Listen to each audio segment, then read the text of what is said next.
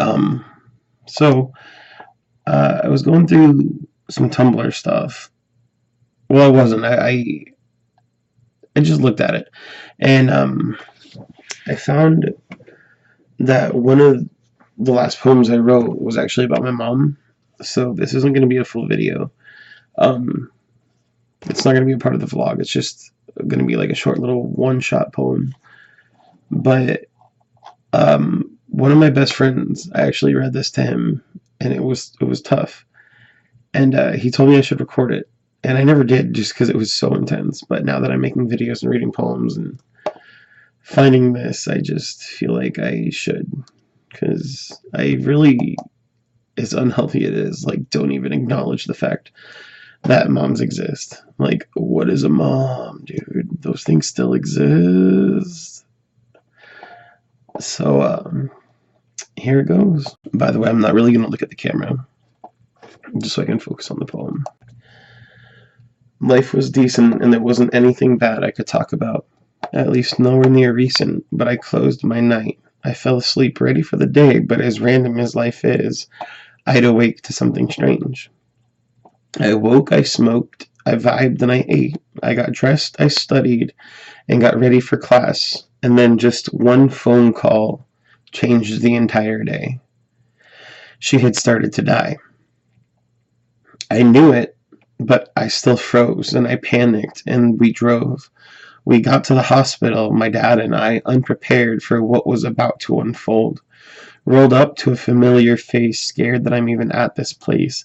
She's in the ER, and everything that we thought would happen is happening. She's losing the battle, it's everything we feared, all of the doctor's facts are clear. I refused to accept it, so I ran. And I shouted, and all my liquids began to spout. I was a cube of ice sweating on a frying pan set to high. Screaming and squealing just as loud of the squeaks of my shoes of the wax on the ground. As fast as I could, I ran to her room, I ran to my mom, and instead of her arms, I ran right to my doom. Her jaundiced yellow skin and pissing the sheets, the seizure in her face and the constant tears, half naked and bruised, unable and confused. Struggling, couldn't even move, using all her energy to beg for me, just to hug me, but I couldn't, and I refused. My dying mother needed her son, but all I could do was just run. So I ran and I slammed my head into the halls, bleeding about, then scraped my hands on the walls. I screamed until my vocal cords felt like they wanted to fall off. My legs became weak, then came my fall. I tried to run back, knowing this wasn't the way I wanted to remember my last moments. This wasn't how I wanted to own this. I stumbled back like a drunkard around 5 a.m., unable to keep my legs straight or speak. Fumbling, weak, enraged, I saw my life giver, my mother, my mommy, in her last hours, but I could barely smile or even stare at her face. Dying, all she wanted was my love and my grace, yet I just ran again, and I ran far, far from that place. Towards the end of the night, I tried to combine myself for the greater good of my mom, to give her one final glimpse of me in the light of myself, yet I was denied to hell by my stepfather. Denied an ending relationship, once which I repelled. You can't say sorry or apologize. You can't acknowledge what's happening. Don't say she might die. She doesn't know what's happening, so just play along. Tell her it'll be okay, like the doctor said all along.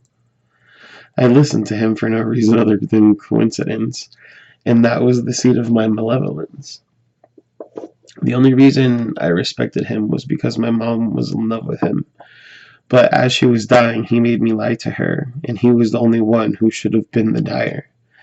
My family grieved, and my family's emotions were allowed to be leaked, and even those friends of hers that I never even knew had a chance to speak their emotional needs. Yet a lie was told to me that my mom might survive and might even grow old. A lie prevented me from saying my last words to her to try to be bold. One that prevented me from accepting every piece of her love that I thought was gold. The acceptance of my life and my lies and my wrongs and my rights. Denied the speech of my life before the audience of all time. She lay dying, and as the main actor, my only line was a simple lie. After denying her love, after she tried and tried to tell me it's okay, I could only deny it and agree it's okay. I was ready to admit I was shit. I was ready to say I want to change my life. But all I could do was roll with it and say, I'll see you tomorrow, Mom. We'll see you tomorrow night. Then she died 6 hours later.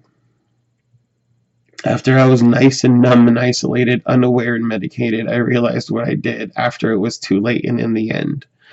I was denied my truths and my final chance to be soothed, so I began to drink and never once again blinked, my body forever out of sync with my mind and a loss of time, because I never got to tell my mommy I loved her, or how much she was mine. I am not myself, I am not myself, I am not my fucking self. I was denied my rights, now I'm in hell. So now my only homage to my mom is to die like she did. Oblivious, betrayed, left alone, sedated. I will die like my mother, for I'm her kid.